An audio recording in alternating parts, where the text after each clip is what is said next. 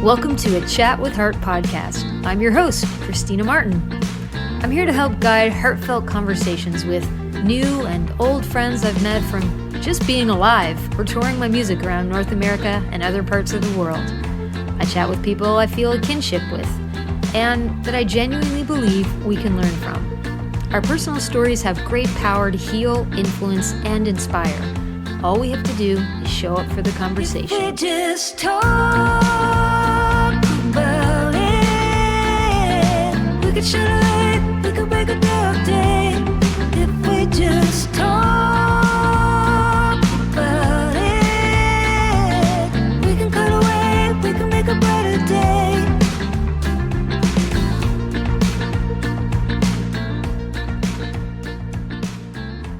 Hi. My guest on the podcast today has many gifts to offer. I first found out about BettySoo through social media. I think she was doing a live stream with an old friend of mine, Colleen Gilmore, in Austin, Texas. And I quickly discovered she created a planner called Work, Play, Every Day. And BettySoo sent me the second incarnation of this planner, and then I bought the most recent one for 2023. And I'm telling you, this Work, Play, Everyday planner is the bomb. I've used a lot of planners over the last couple decades, sometimes 3 to 4 in a year. And this planner that BettySoo has created has everything I need. I'm talking quarterly goal reviews, habit tracker, which is a new favorite of mine in recent years, tracking habits and developing new ones. It has a full view of the month as well as daily and weekly views, and there's space to make lists, and there's space to practice gratitude. It's like she's delivered a planner that was created just for me, but I can still edit it to suit my own needs, really. Check out workplayeveryday.com to find out what it's all about and order your copy. And while you're at it, check out BettySoo, BettySoo.com, because she is a wonderful singer, songwriter, storyteller, and I am lucky to know more about her from this conversation. This week, I was feeling pretty crummy and unfocused because I do not do well with unstructured time off. I just don't. I never have. I really enjoyed my time with family and friends, but it's just too much time for me without having structure. It's never going to be good. It's not good. So I started filling out my Work, Play, Everyday planner that BettySoo created, and it recharged me. I started feeling good about last year, and now I have more of a plan for the coming weeks and months. Or maybe I did already have a plan, but I felt really disconnected from it. So, taking that time to sit down and write things down, review things, that's what I need and needed. And I'm so grateful for this planner and that I took that time for myself. All right, enjoy my chat with this acclaimed Texas singer-songwriter, BettySoo.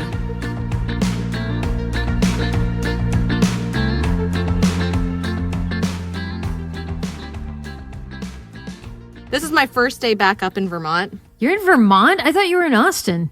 Well, I live in Austin, Okay. but my partner lives in Vermont. And so I just flew up last night to be back up here for a few weeks. And so I'm just settling in. So this is a long distance relationship. Yeah. Well, I think in some ways it's like technically easier than it has been in the past, right, to have one. But I do feel like fewer people seem to have them. I mean, and I could be wrong about that. I have no idea what the actual statistics are, but I feel like most people just expect their work to be remote, and then they let their, relationship be in person. Most of my young adult life, up until I got married, my dream relationship was, I thought, would be my partner had a different house, maybe was in a different city. And maybe that's because my parents, my dad had a mistress and lived in another city most of the time. Oh, wow. Which we didn't know about, but maybe like I picked up on this and was like, and then eventually like my parents separated. But so I guess I just thought like relationships maybe were better apart. But I do think there's something to like the modern relationships people can absolutely, like, it might be even healthier for some people to just live apart. And right. Well, neither of us has kids. So obviously that's a huge factor. Like, yeah, obviously for people who have children, every equation is different. that's true. Right. But for us, we both really love our work.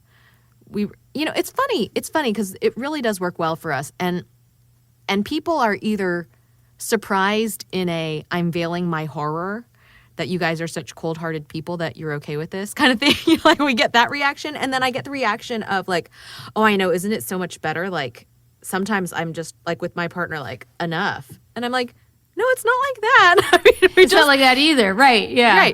Right. Like, we love being together, and we are always super sad when like one of our periods of togetherness is coming to a close. But then we both, once we are apart, and it tends to be because we both need to be at our own place working, or traveling and working, we are so into the work that we do. And it's not like, I mean, nowadays, since you can call for free and you can text for free, I mean, you can keep in touch so easily for free now. Like, we don't really feel that acute separation that I think people used to have to feel, in this situation. So, and then we both get really, really excited when it's time to be together again. So, but it is nice that like each of us has a place that really feels like home to us, and we have tried to make the other person feel really welcome and get to know our cities and get to know our hometowns and feel comfortable there. But it just works really well. There are people for whom this lifestyle really wouldn't work. There are people who are not really comfortable with their, I don't know, partner loving their work. And I know that sounds weird, and I don't mean it to sound judgmental in that way, but like there are some people who need their partner to think, I don't know what it is. But I mean, I had huge trust issues most of my life. I probably still do, but I'm a serial monogamist since I guess my first marriage. And it makes, as soon as I say my first marriage, I then feel the need to explain that I'm only on my second marriage. Right. If your feelings of attachment feel like a little bit insecure or a little bit unsteady, then that's me. Then that can be harder, And I think I used to be much more on that spectrum. And I think probably Charlie in his younger years, I can't speak for him, but I would imagine that a lot of people, when, have that. But I think Charlie and I have both survived so many years of therapy and relationships that changed us or grew us up. And I don't mean to say it's immature to not feel that way. I think it's the opposite. But I think that like we just, I don't know, we both tend not to take a lot of things personally that I think in general as younger people we all take more personally, Yeah. I think the older you get, for many people, not for all people, but for a lot of us, one of the big lessons in getting older is just taking a lot of stuff less personally. Like just realizing how much stuff is not about you. And in relationships as well. And I'm only recently come around to this, but that, that idea that you can have your own things that are separate than your partner, which, I mean, my husband and I have so many common interests and we're on this kind of mission together. But like in a couple months, I'm going on my first trip alone for 2 weeks, which I don't think I ever would have thought of doing. I've invited him and he's cool with, he's like, I think I'll just stay home. And I'm like, and then there's still a part of me that feels like bad that but most of me is like, I'm so fucking excited to go on this trip. Yeah. And I know I'm going to be okay. But like 5 years ago, I may not, I think I had a lot of things I still had to go through, in part through therapy, but my own just working on. And part of it's just growing up and part of it is just hard stories you hold on to from and fears of, honestly, I had fears of betrayal that like, I just constantly am like, the people I love are going to fucking hurt me. Like, Right. Well, when you had such a foundational experience with it, I mean, it's like, yeah, it takes a while as a kid when you have those heavy hits as a child, and I'm sure it can be just as hard when you're an adult. But I just found it harder to rewrite those stories. In fact, I was going to ask you one of the many questions I have laying out on my desk here, because I don't know you very well. right, yeah. Welcome to the podcast again, BettySoo. Who the fuck are you? No, I kind of stumbled upon you in part because we both know Colin Gilmore, and I think Right. I found you through Colin on social media, and then I have this obsession with kind of cool office supplies and planners. And Me too. yeah, I know you do, and we're going to talk a lot about your planner later.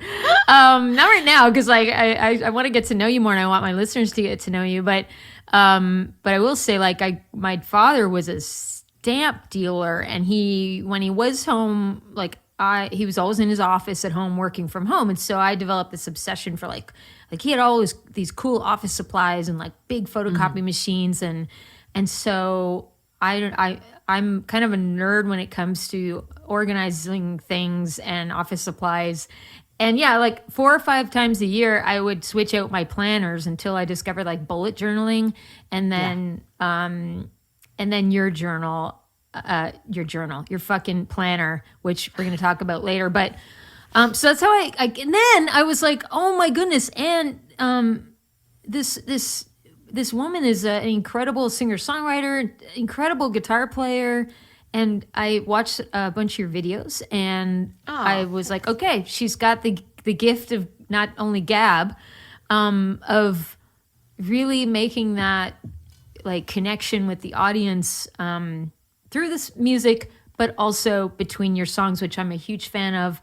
And it's part of what I try to, do for my own shows is create this space for audiences and me to have this, feels like a one-on-one conversation, almost an exchange, but like a magic. I got hooked on these kind of magic moments, I suppose. And for me, it started in Austin, Texas, when I went out to see singer-songwriters perform. And so hearing your music online, and it just brought me back to Austin and what I loved about the Texas songwriters. Thank you. I love that. I love that backstory and learning about the roots of you hosting these conversations. Some of it, and I do feel pretty lucky to be part of the kind of Texas songwriter family. That always kind of blows my mind because there are so many greats in our family that the idea of them kind of bringing me alongside them and welcoming me to be part of the scene is kind of incredible because I've looked up to them for so long. But for folks who are kind of fans of the singer-songwriter scene in general, I think for a lot of them, they know that there is some kind of unquantifiable difference that comes with the Texas singer-songwriter movement. And it's, part of it is that it's a little bit tinged with the country thing, and it's got folk roots too, and there's lots of storytelling song traditions from all over the world. But for some reason, there is something about Texas music that feels like its own, I don't know, it's got its own little brand, its own little kind of custom sound, distinctive sound.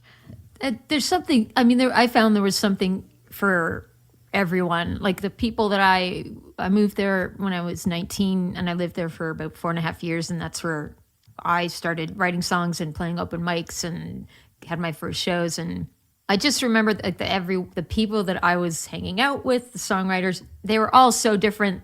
I think everybody brought like something new to the situation. Yeah.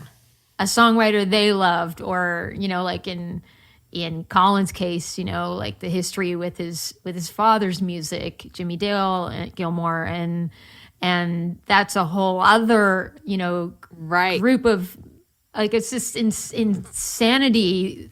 Colin is such an interesting one because he's like, he has so married, like, yeah, the tradition that he grew up with his dad and Butch Hancock and Joe Ely and those guys, Terry Allen, all those guys, with his like deep love for punk. Yes. Yeah. And like you hear both so much in his songs. Yeah, it's a very welcoming. I didn't feel, as a total newbie back then to songwriting, like I never felt like anybody was judging. I'm sure there are. Maybe that was just my experience. I mean, we all judge, but like, right? But no, it's a very welcoming community. Yeah, and I think I'm glad I had that before even moving back to, or even thinking about getting into the business of music. Here in Canada, we have the grant system, so you start to really obsess over that and the business of music. And I didn't feel that was a focus at all. It was in Austin. It was like songwriting 100%. How can I be a better storyteller? How can I dig deep? Because everyone around you was just so much, really especially at that like time for me, everybody was so much better, and you just wanted to step it up and make those magic moments, I guess. But I read that for you, music was a kind of like native tongue, like in your family growing up. So I was wondering if you could tell me more about that. And then later on, like, was it just natural for you to get up in front of people, or did you have to go through this, phase of fuck, this is terrifying?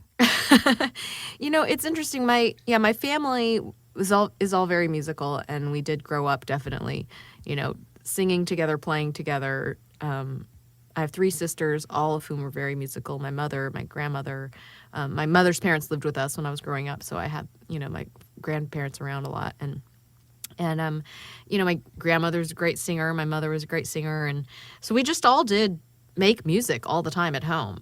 It definitely wasn't something we were encouraged to pursue as a career. It was, for fun and to be a well-rounded person. Why would you do that? Yeah. Why would you do something stupid like try to make a career out of it? But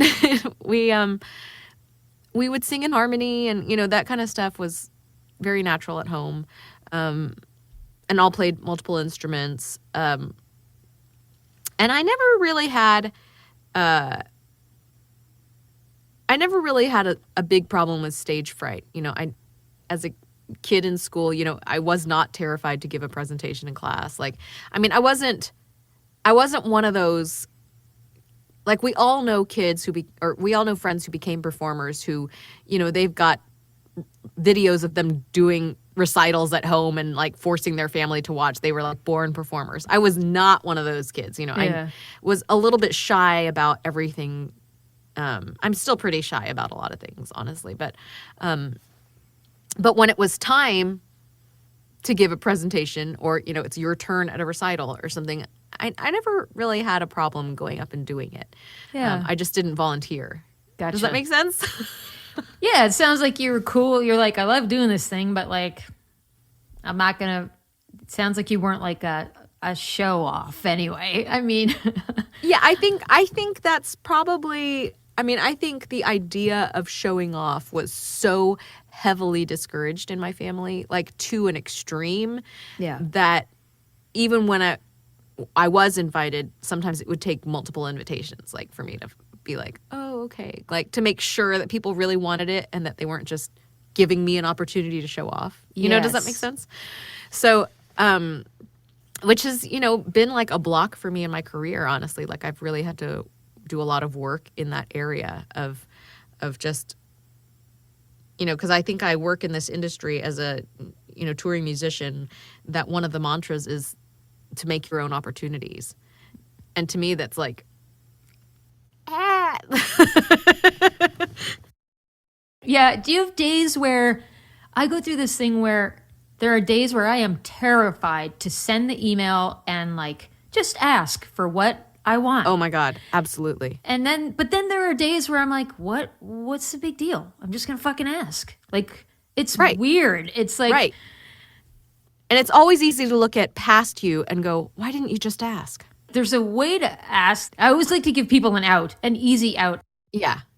And I appreciate that too when I'm asked to do something, especially when it's for free. Yeah. And I think, one of the things I really had to work on was saying, how often do I mind being asked? Yeah. Right? I mean, there are, obviously, all of us have faced an obnoxious ask. Yeah. One that rubs you the wrong way and that you're like, this is slimy. But 90% of the time, or maybe more than 90% of the time, people are asking something and you're so glad they asked. Because either it's something you forgot about or something you didn't think of but you love it. Yeah. Or just something that sounds fun and like, yeah, why would I say no to that? Or I'm sorry to say no to it because I can't do it. Right? I mean, if anything, we all love being asked because it's like, I came across somebody's mind And it's nice. and they wanted me to be part of their good idea. Yeah. You can always be like, thank you so much for asking. I always like to end with don't stop. Like if I can't do something, it's like, I don't stop asking. I really can't commit this year or this time. Unless I just absolutely don't want to do it ever again. Then I'm just like, yeah, it's not for me, but I appreciate the ask. And I say, fuck off. Right. Yeah. Exactly. But like that does give clarity to like, why am I so convinced that people don't want me to ask them when I love being asked? And you're cool. Oh no, I'm not. But like, I mean, like, what are they going to be like? How dare she? No one's thinking that. Half the time Right. it's like battling these imaginary conversations that we've made up or thoughts we think other people are thinking about it. Like it's right. I'm getting better at cutting that out, but I'm not saying it's completely eliminated from my brain. Yeah. Oh no, me too. I think I'm just at the beginning of that journey of feeling comfortable asking. Yeah. It's hard. Did you play guitar as a kid? How did you get to be so? That's a stupid question. Of course, you got good by fucking practicing and playing. But like, was that? I've been practicing and playing for years, and I'm not that good. I can play rhythm guitar and like 3 chords. I'm good at. I can keep rhythm, but it's yeah. Like, did you? Was it conscious? Like, I better fucking sharpen my skills here. I think it started out in college, where I learned like a couple of chords at the end of high school. And then like in college, I learned, I played a little bit more, and I was like always active in church music when I was younger. So that was a big part of it. And then after that, when I was starting to want to write songs and do my own thing, a lot of it just came from, repetition and practice, right? For sure. Mm-hmm. But I think a lot of it came from writing a song and hearing a little part and not being able to play it. So I would just like figure out that thing until I could play it. And then it became part of that song. So then because I was playing, that song over and over again, that whatever maneuver on the guitar became more natural, right? And then it translates into other parts. And I think really, I mean, if this makes me sound like the world's laziest guitar student, that's because I am. And I just like, it's totally self-serving. Like, no, I've got this thing in this song that needs this part and I'm the only one on the gig, so I got to learn it. And then during the, shutdown, I started having, when you're not driving 5 hours a day, right, to the next gig, you can at least spend one of those hours playing guitar. And I ended up spending a lot more time with my guitar during the lockdown time. And just, as I was writing songs, they had more and more complicated parts. And so like, I think whenever I have that kind of focused time at home to actually write, that tends to also be when my guitar playing gets better. I liked the videos that you did where you split screen, both you are in the video great. Twice, and then but it's just a great tool for singer-songwriters who do play guitar or any instrument too, if you want to learn how to play, the melodies or lead. So put down the rhythm part and then play it back and record yourself playing on top of it. I was like, why have I not tried this? Oh, I'm actually the laziest. Oh, no. Yeah. Well, that's one of those things that I feel like guitar players have been telling me to do for 20 years. Record a loop of you playing some chords and then play with that loop. Yeah. I mean, they used to say on a cassette deck, right? I mean, that's how long I've been getting this advice. Make a cassette of you playing a bunch of chords and then just play on it. And, but did I ever do it? No. Well, now you have, so. And then during the pandemic, somebody told me about that a cappella app. Oh, I don't know about this. So there's this app called like a cappella, and it's used to be like at the beginning of the pandemic, or I mean, I guess it was a little bit before the pandemic, but around that time, a lot of it were videos of people doing like a cappella parts. So like doing, pentatonic songs, which I have to tell you, I forgot that group existed until this app. And then I was like, oh yeah, I remember that group. But they would one person would learn all the different parts to a song, right? And so then they'd have like a grid of their faces singing this arrangement. And it was like, there were a lot of those. And I was just like, this would be a cool way to record some stuff since I can't play with other people right now. Yeah. And then Nobody's Girl, a band that I was in at the time, we decided to make a couple of videos on there together since we couldn't be together. And so it took like a pandemic to make me actually take that advice.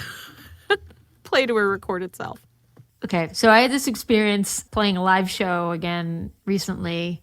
They used to do live performances at this venue and then also do the streaming. Uh-huh. I got to be honest, nothing beats being in the room with people. And, and then the quality and the experience with these live streams is so different from venue to venue. And be honest, how do you feel now about live streaming now that things have opened up and we're all out doing shows again? And I will say, I agree with you that there is nothing like being in the room with people and a live show in person and hearing the sound waves, the same sound waves that are bouncing off of my eardrum are hitting yours. And that whole experience there's nothing like it. Nothing compares to that. I really like live streaming for what it is. I find it extremely challenging, and I've done it a few times, and I experimented again just in the last few weeks of trying to do the combination live show that was streamed. And I know there are some venues that have, done it for a long time, and I do it when I'm there because that's what they do. But I really don't like the hybrid. Yeah. I would rather just stream to people and they are the primary audience. Yeah. Or just perform to a live audience and they are the only audience. With the hybrid, I keep thinking that the people online are up in the sky. Right. And my brain is divided and I'm watching what I say, so it's not as it's not as spontaneous. It's going through more filters and you're trying to make sure they don't feel, I mean, even though they are satellites. To this arena. And you're wanting them, because they're taking the time to watch it in real time and not watch a pre-recorded broadcast thing, right? Or a pre-recorded feed. They are taking the time to make this date with you and to be present in real time. And so I'm wanting to honor that. But they're not in the room. Yeah. And there are just things that you cannot feel and sense from outside the room that all the people in the room feel. So, but then when I do a just live show, I love that too. But there are things about a pure live stream that I really miss. I really miss that when you're doing a live stream, you could be singing the quietest song in the world and everybody in the audience can talk. Yeah. With each other in real time about the phrase they just loved or about a note that just killed them. Yeah. Right? Or whatever. And as a fan, during the height of the pandemic, being able to type in the chat of shows I was watching and say God, that line gets me every time. Yeah. Or when she hits that note, it breaks my heart. And have all these other fans go, oh my God, me too. And the thing is, when you hit intermission or the break set or the end of the show, you're not in that moment anymore. So you're not having that conversation with anybody. That's right. Yeah. Right. So like being able to respond right then and have all these other people go like, yes. And I've never gotten to connect with anyone about that line either. Yeah. Like that was so special. So I really think that there are things about live streaming that if we never had it again, I would really miss those aspects of it. But doing them both at the same time is so hard. It's really hard on my brain. I love and appreciate that it's, for the most part, depending on what platform you're streaming on, more accessible to more people. Yes. And that people who don't feel comfortable coming out for whatever reasons, it gives people a chance to interact and feel like they can and so I really love that aspect. But yeah. And there are a lot of people who can afford a ticket to the live stream, but they can't afford the transportation and the parking and the 2-drink minimum and the or whatever. Yeah, that's the drink minimum is a thing in the States that you don't really see. Very LA thing. Yeah, and I remember seeing it in New York. I don't really remember it in Austin. Is it a thing in? We don't do it in Austin. That's very kind. Yeah. Okay, that's. Also, if anything, they need to start putting like drinking caps in Austin. Right. Yeah. Yeah, it's more like cutting people off. So, how do you feel about co-writing? Do you do it a lot? I am not as prolific a co-writer as a lot of my friends are. I like doing it. I'm comfortable with the fact that it doesn't always work. Yeah. And not necessarily, I mean, sometimes you don't click with a person, but sometimes you just don't click with a person that day. And I tend to like really not put a lot of pressure on that or take it personally. I know that I have been in writing sessions where if it's just not happening, I know the other person is taking it a lot harder than I am. Mm-hmm. And I just feel like you can't put that kind of pressure on a creative process. Like, I just don't think it's productive. So I think, you try really hard, you work really hard, you try to make it work. And then if it doesn't that day, like, it doesn't mean that either of you suck or that you shouldn't try it again. It just meant that it didn't work today. Mm-hmm. I mean, God, how many times do we sit down by ourselves to write or to come up with something creative? And some days you pluck something out of the air and some days you don't. And I feel like the same thing is true of co-writing. But I feel like a lot of people put a lot more pressure on a co-writing appointment to produce something. And I'm just like, cut yourself the same slack you would cut yourself for writing alone.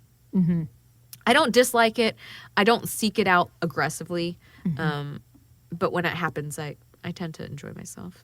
Tell my Little Heartbeat listeners about your planner. This came out of, similar to you, just tried a million planners over the course of my life, had a lifelong obsession with office supplies and stationery. My sisters also had that obsession and addiction. So when we were kids, like, I remember times that, like, we were dropped off at the mall, and when other kids would probably go to, like, Spencer's, and look at, like, weird gag toys and, like, funny shirts and or, like, go to a department store and try on makeup or whatever, we would go to, like, stationery shops and, like, test out pens for hours, and, like, come home with, like, bags of note cards and pens and special erasers and, like, miniature tape dispenser. I mean, like, just, like, we were obsessed, all of us. So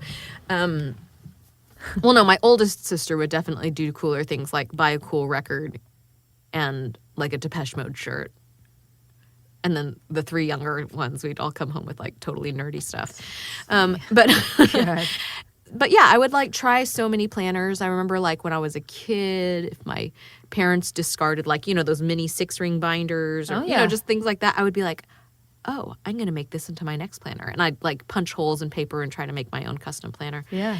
And and then I think, like you and like a lot of people over the years, just couldn't find a planner that did the things that I wanted and had all the things that I wanted. And so I developed a kind of similar thing to bullet journaling.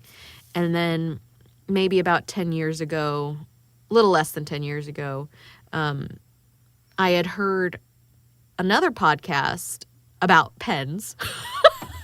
Wow. I know, a podcast about pens. I would never have thought to search for, I mean, I'm going through my day. I really want to listen to a new podcast. And did you like search for podcasts about pens? Like, did you put? You know what it was? I came across that podcast because I don't have like a vast pen collection, and part of it is because I'm too practical in a lot of ways. But I mean, I do have a lot of pens, but I don't have like a large fancy pen collection. Gotcha. Because there are people who have like whole humidor, like giant boxes full of like $1,000 pens and stuff. I mean, there are people who have these things. I that is not me. To each his own. Right. Yeah. Me, like, if somebody gifted me a $1,000 pen, it would end up with a lot of scratches on it because I would use it all the time. Yeah. That's me. So I like getting very nice pens, and I like getting, cheap pens too, but I just like pens that work well. And so I remembered I had lost like one of my favorite fountain pens, and I was looking for a replacement. And it was a vintage pen, so I knew I wasn't going to find that same one again. So I was like, I just want like a pen that wrote the way that pen wrote. So I was doing deep diving, searching for a replacement for this pen, and I came across this review of a couple of pens, and it was from the guys who did this pen podcast. Oh my God. I know, it's so nerdy. And so I was listening to this podcast, and they had a guest on who was talking about bullet journaling, and I think it was his name. What is it? Ryder Carroll? That's his name, I think. So they were interviewing him, and I was like, oh, that's like, these are a lot of the same concepts like that I use in my planner. And so then I kind of investigated that, and kind of mixed his practices with my practices, and so anyway, over the years, my planner has just evolved and been something that I made myself from week to week or month to month. And on tour, friends would often flip through my planner and say like, wow, this is so cool. Would you make me a planner? And I'd always think like, how could I make you a planner? Like, I can't even make mine 2 months in advance, like, or more than 2 months in advance. Like, usually I would make mine about a month at a time because everything is shifting all the time, and also like, this is just what works for me. Like, I don't know if any of the stuff that works for me would work for you. It also takes a lot of time, And then when the pandemic hit and we were all at home, I just realized like, oh, I'm going to be home for a long time, and I have this stability that I never have in my life. Like, I was growing things in my garden again. I was, just able to organize some stuff at home that I haven't been home to do in a long time. And I realized I can also go through about 10 years of hand-drawn planners and see, on average, how many pages do I spend on this? How much do I do this? What are the things that have stuck? What practices have stuck? What practices have actually made a difference in my life? And I started to think, oh, I could design a planner for other people that touched on a lot of the things that has made this an effective tool for me. And I didn't design it to be an ADHD planner, but I am very ADD. So I know that a lot of the things that are helpful to me are probably, ADD adaptive type exercises. And so a lot of my friends who are, maybe a little bit neurodivergent also have told me that they were like, God, I went to my ADHD coach, or, I went to my therapist, and they were saying I should try doing X, X, and Y. And I showed them your planner, and they were like, yeah, like that.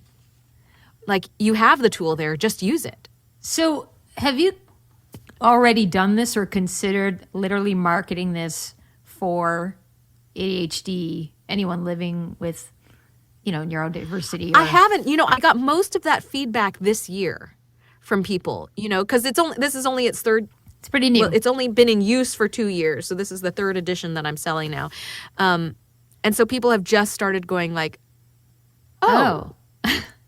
but I think it would make sense. I would really like some ADHD coaches to look at it and evaluate it and tell me like if there are big things that are missing, before I would feel comfortable marketing it heavily that way. I'm just comfortable sharing those anecdotes. Yeah, I don't know. What are your thoughts on that?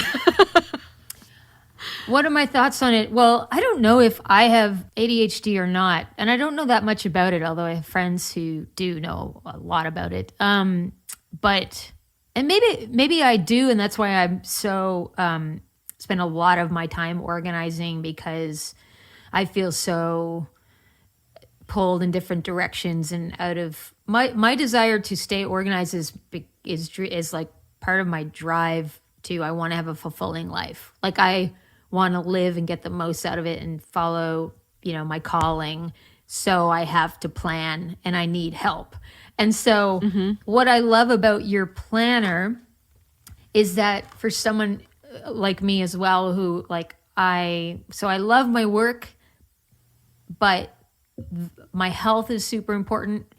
Joy, making time, like I learned about artist dates from Julia Cameron's The Artist's Way when I was 19. And so working in play and creative and all that stuff, which in order to make this very fulfilling life, I need a plan. And this planner, I feel, has so many great tips that I probably can't articulate very well. It's hard to explain. But if you visit, I'm going to point people to your website for this and also your music site. But if you go and you check out what it's all about and order your copy and start flipping through it, it's great for anybody who wants to get all of this shit out of life. You want to have meaningful work. You want to have a work, like a healthy balance with play and work life. Maybe you have trouble setting goals. This can help you finally put your goals down, start thinking about them, and then checking back. Like, I'm very goal-oriented and have been since I was a teenager. So I love that this factors in that. Thank you. Yeah, that was something that was always really hard for me, actually, because I feel like almost every self-help book or coach person or, those kinds of figures, whether they're in person or in a book, they want you to set a goal. And then they are so abstract about how do you set a goal and what the heck do you do with it? Yeah. Right? Like, what is a goal? Is a goal a dream? Is a goal, how far off is a goal? Are they in line with your values too? What are your values? Like, there's a little more to it.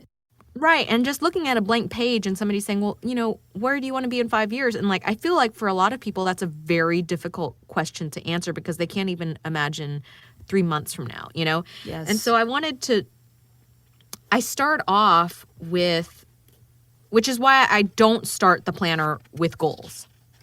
Yeah. I start it with a review.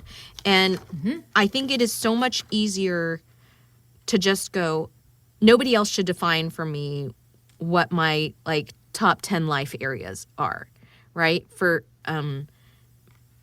I think a lot of us have certain ones in common, financial stability, I think, is a common one for a lot of people. I think, feeling good physically, whatever that means to you, having some kind of, happiness with your physical condition, whether that means that you are just finally embracing your body for the shape that it naturally is, or being a super workout machine, whatever it is. I think there are certain basic things that a lot of us have in common, but might not be for somebody else. But I think saying, okay, here are 10 areas that are really important to me, and how am I doing right now? Yeah. Yeah. And just saying okay, and it's okay if on a scale from 1 to 10 or 0 to 10, I'm at a 1 right now. Just having the bravery to write down that this area is important to me and I'm at a 1 right now. Yep. And, or saying I'm at a 3, but you know what? 2 years ago, I was at a 1. So a 3 may seem really low, but in context, I have tripled my score on how I evaluate that area of my life right now. And that's such a huge improvement. So I think saying what would if I was living the ultimate BettySoo life, what are the 10 things that would be in place and would be at a 10? And we're never going to be at a place where all those areas are at a 10. Yeah. And how boring if that did happen, because where would we improve? All we would do is degrade for the rest of our lives. Yeah. You know what I mean? You'd never hit all 10 again and again and again. Like, That's right.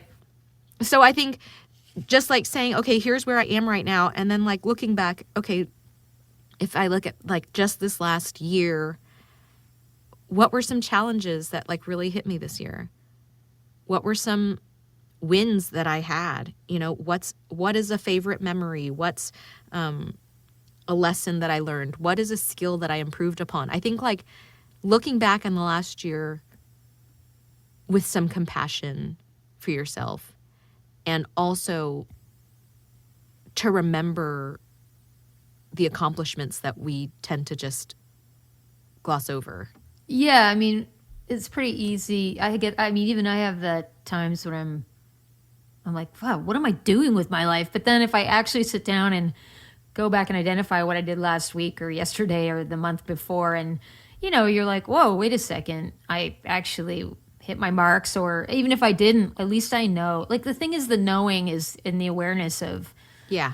well, okay, I don't know what I want, but I'm going to try to take the steps to figure it out. Or I know what I want now. Next step, what do I have to do to get that? Like, how many steps are there? And then once you see it on paper, I've found in my adult life that the likelihood of me accomplishing something that I want is so much greater, like 95% greater. If I've put it down on paper, I've said it, Yeah. I've now taken, and then I'm taking the steps. I know what it is. And it may take longer than, you know, you don't know how long something's going to take to. I was going to actually ask you to give an example of something in your life where you didn't have that habit, and maybe it was a challenge, but you took the steps. Like, what did that look like? How do you fucking make a habit feel like a habit? You know, I will say that I think for a lot of people who are wired with ADHD like me, we can hear those things about, oh, it takes 7 times, or it takes 12 times, or it takes 3 weeks or whatever to build a habit. And it's like, people who are wired like me, I think, tend to laugh at that, because we're like, oh, I'll be consistent at something for 4 weeks. Yeah. And then never have it cross my mind again. Mm-hmm. Like, one day will set me off of that habit and it's just gone. And it's not because I'm like thinking about it and then feeling bad and then skipping it. It's like, I didn't even think of it. Just, I forgot, didn't think about it. I could go walking for a long walk every day for a month. And then one day I have an appointment during the time that I would normally walk. And the next day I don't even think about walking. Yeah, it's so interesting. I mean, my brain just is, you know, it's so unfocused in a normal way. So for me, having the things written down that would be a healthy habit, or regime, schedule, like, that's what makes it happen for me. So it's not the kind of neurotypical way that you train into a habit. Like, for me, I write down the thing about, like, I clean my car out every January, like a thorough, deep clean. And I know some friends who get their car detailed every week, which I could never do that. But you know, like in January, I do like the full on, you know, shampoo the mats, take everything out, like vacuum every little crevice, wipe it all down. And it makes me feel good all year to know that I did the one thing that was written down to do. I know, I get it. I loved checking things off my list. Yeah, and it's like, it's something that I want done. I know that realistically for me, it's not going to happen more than once a year, like on that level of clean. Yeah. But if I write it down that, like, it's only once, and then for a year, you never have to do that again. Like, you can clear out the car or get your car, like, basically washed. But, you know, but if I know that's going to be done, and that, like, I can feel really good about that, then, Yeah. I mean, and that's part of why I have the whole thing, the ritual of writing it down. Also, because it's a reminder of, like, yeah, hell yeah, I did do that.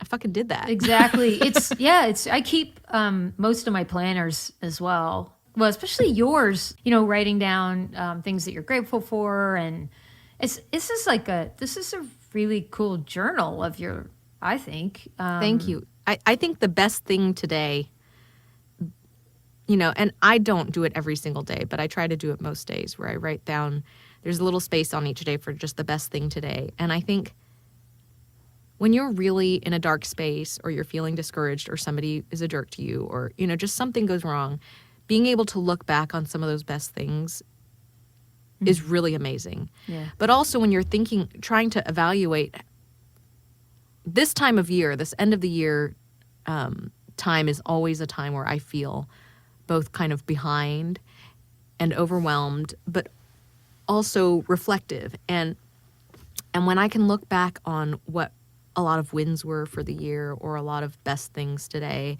there are just so many little moments that I would have lost. I hope you wrote down a big win from my perspective is the new partnership you have with the booking agency. That was definitely a best thing.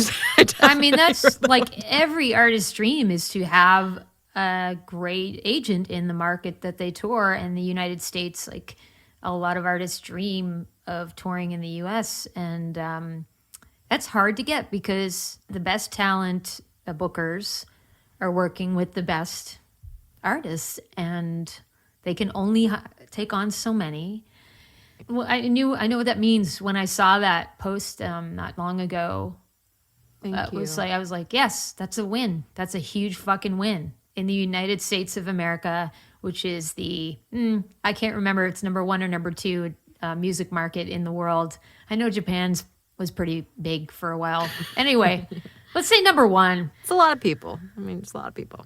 Yeah, I was very grateful. I'm really excited about it. And the new agent, Jerry, he's Hey, Jerry. nice and human and just like approachable and sweet and honest, which, you know, I really appreciate that. He's not going to oversell me to somebody, and then when I show up, you know, they're disappointed, or it's like, oh, this isn't what we thought. So which is, I think, a big fear for a lot of artists, right? It's like, oh, we only got this gig because my agent lied, you know? I mean, Yeah, that's not a good feeling. It's not a good feeling. So it's been really great. I think I'm trying to figure out like how much I want everything to grow in my life, you know, how much I want the planner thing to grow, how much I want the music career to, or, I mean, I obviously want the music career to grow, but always trying to refine the direction. When you burn out, if you burn out, and Oh yeah, I do. how do you recharge? I really allow myself to acknowledge that I'm burned out, which I think is something that I used to struggle with more. I mean, I know that sounds so basic, but I just say, I'm burned out. I'm burned out. And I will write down, I'm burned out. And like, Yeah. and then there's something about the practice of journaling that I think is so helpful in that it gives you a third person perspective on your own thoughts. Because if you're just feeling burned out, even if you say to yourself, I'm burned out or I'm exhausted, I think for a lot of us who are raised with like workaholic parents, or, you know, whatever those other voices are that are from, you know, those long time outside voices that still resonate in our heads, it's easy for me to shut down my true feelings and like what I'm really going through. But if I write down, I'm really burned out, then all of a sudden you can see words and you can think about, it's a little bit easier to then think, if my friend texted me, I'm burned out, what would I say to them? I'd say, hey, do you want me to bring you some food? Or like, you know what, like, how extreme is it? Should I come over and run you a bath? Yeah, yeah. Right? I mean, like, you would say these things to your best friend because you know that burnout is a bridge to can be a bridge to some really big problems, right? But when it's our own, we're so quick to dismiss it. And we'd probably say, like, of course you are. Of course you're burned out. Like, you've been doing this and this and this, and you've been kicking ass, and you're doing great, and I'm so proud of you. And, like, you really need to sleep, and please don't do any work for 2 days. Right? We never say that to ourselves. No. And so sometimes I write it down, and it helps me to then tell a friend that I'm burned out, or it helps me to do some of those things for myself. Like, okay, I'm not going to schedule work for the next 2 days. I'm not going to get groceries. I'm just going to, like, get some takeout. You know, like, why get groceries and put the pressure on myself to then create great meals? Like, I'm not in a space where I can do that right now. I'm more likely to take care of myself the way that somebody else would see that I needed if I write it down. Yeah. So that's generally what I do. And then I'll generally like text a friend and say like, hey, I'm really burned out. Aw. I would bring you soup. I love cooking. But we live in the middle of buttfuck nowhere, so like no one texts me and expects me to bring them anything.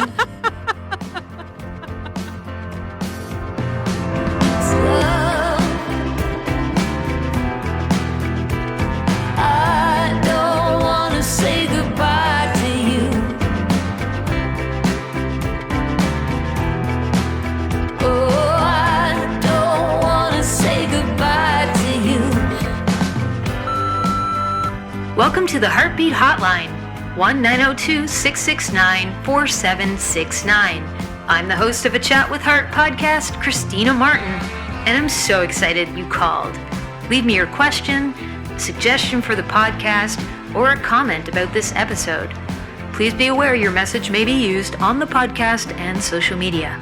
Tell me your name, where you're calling from, and it's also fine if you want to remain anonymous.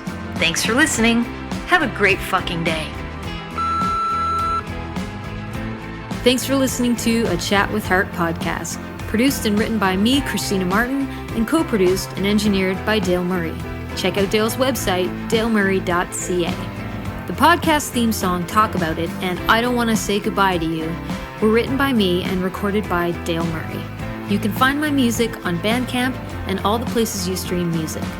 Visit my Patreon page to become a monthly or yearly supporter of this podcast and my music endeavors.